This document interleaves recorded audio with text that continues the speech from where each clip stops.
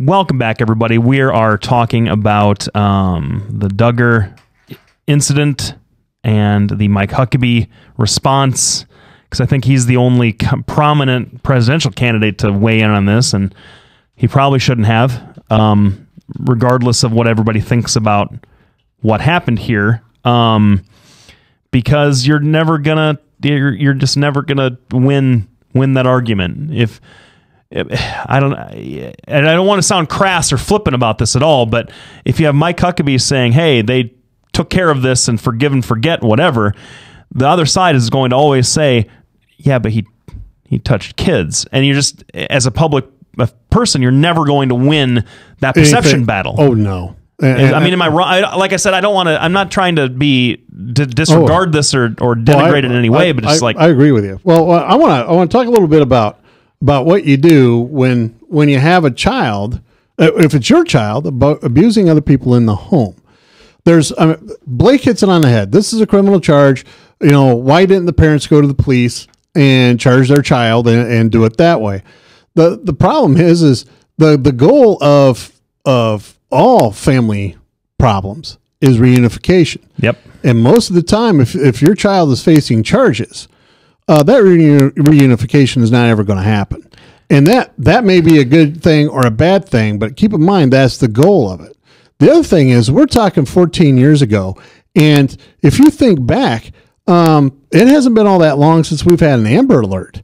It hasn't been all that long since we've even had the ability or the knowledge to treat these offenders. I mean, you know, it was very specialized. I mean, there was only one place in Iowa that I knew of that had a good treatment program when I was going through residency. And that's 20 years ago.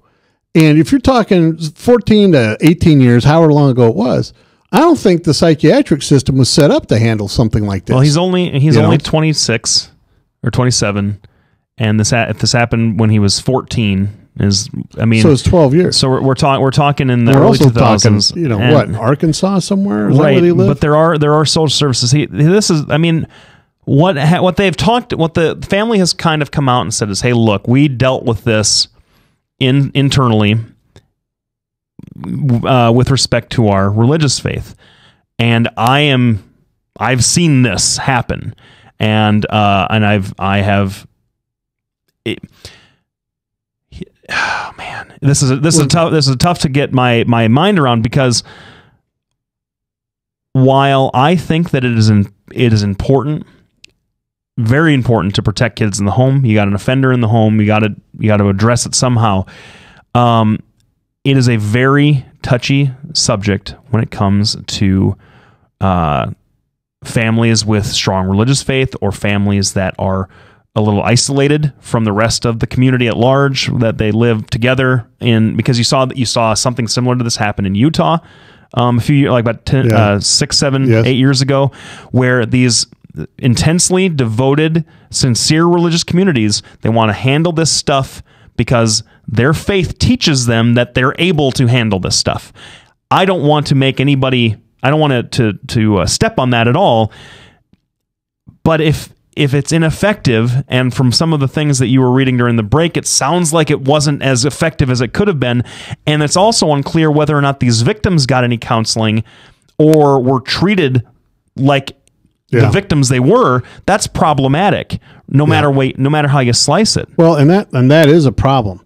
That's a problem. Now, in my opinion, my professional opinion, you know, whenever you're faced with this situation, there's always things you could do differently in hindsight. Yep. But I think given the situation at the time, given the lack of resources, even to this day, for treatment like this, I think the Duggars did what they could do. Now we're going to get back to what you started the section with, fallout from Mike Huckabee. It's terrible. Why did he even open his mouth about it? I will tell you why. Because Christians are about forgiveness. That's what we're about. And he is a Christian. He is a devout Christian, and he wants to give people the benefit of the doubt, a second chance, and forgive and go on. And the problem is, and this is also my professional opinion, if you get a person that has assaulted that many people, most likely he's going to continue to be a danger right? Not always. I've missed the mark on a lot of kids where I thought, I'm going to see this kid in jail, and they've done perfectly fine once they're out of treatment. Mm-hmm. But the chances of that happening are fairly low. And I get back to your point. Why did he do it? Well, that's why he did it. But honest to goodness, it's like, well, I'm a devout Christian. Let me stick my tongue on the third rail. Yeah. Let me do that. Because, I mean, he got past Wayne Dumond. There's no way he's getting past this. I mean, people went, well, all right, I can see how he made one mistake, you know, and he got fooled. He got fooled. This is something where he's not being fooled. The kid confessed to it. The family is doing damage control now. I don't know, man. I mean, well, but of course, Josh has said he's been upfront with everybody. He's been upfront with his wife. He's been upfront with everybody in his community. Said, this is my sin. This is what I'm sorry for. But you know, if this one thing I read here is true, if he's assaulted 30 other girls, holy smokes! Let's say only 10% of those are true. That's still too many. Well, for Mike Huckabee to get involved is a good way to say, I'm not gonna, I don't want to be president. Yeah. Well,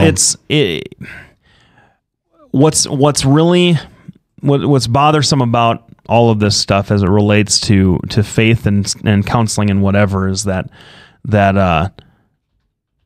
every single religious faith that I have ever come across preaches that a homogeny to almost a universal degree, where the faithful believe everybody believes the same thing, everybody receives the same thing.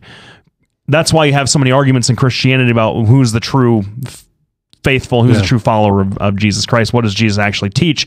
They're looking to create a community of like-minded, single-issue individual people living in this group. And when you have religious-based counseling like that have a particular view of what sex is, what sexual abuse is, what forgiveness means, because forgiveness doesn't mean the same thing to everybody.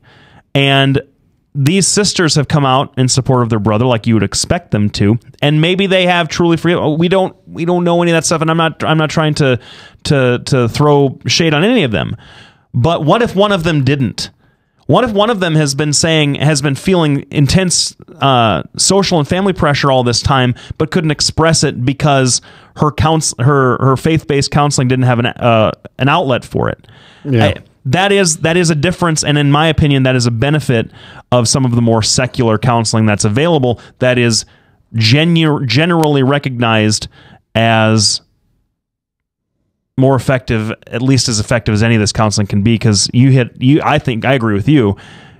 It's hard for these folks to conform to a social standard that something in their brain won't allow them to conform to.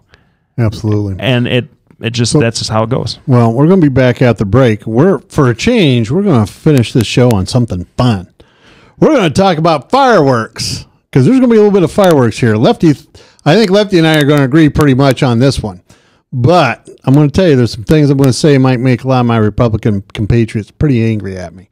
So we'll stay tuned. We'll be back right after the break. Thanks, everybody, for tuning in. Bertroche and Associates will provide you with a friendly, caring, and confidential place to find help for mental health concerns. We are ready for your call. We are proud to work with military personnel and their families. Our doctor, Dr. J. Patrick Bertroche, provides a full range of psychiatric services for children, adolescents, and adults in a forthright and informative manner while maintaining a casual, comfortable, and relaxed atmosphere. Our licensed mental health therapists provide individual counseling to children, adolescents, and adults, including couples and marital counseling. Visit our website at bertrocheandassociates.com for more information or call 515-334-9484. Our offices are located at 5525 Meredith Drive in Des Moines, just east of Skate North off Merle Hay Road. Isn't it time to talk to someone? Take care of yourself and your family. Contact Bertroche and Associates.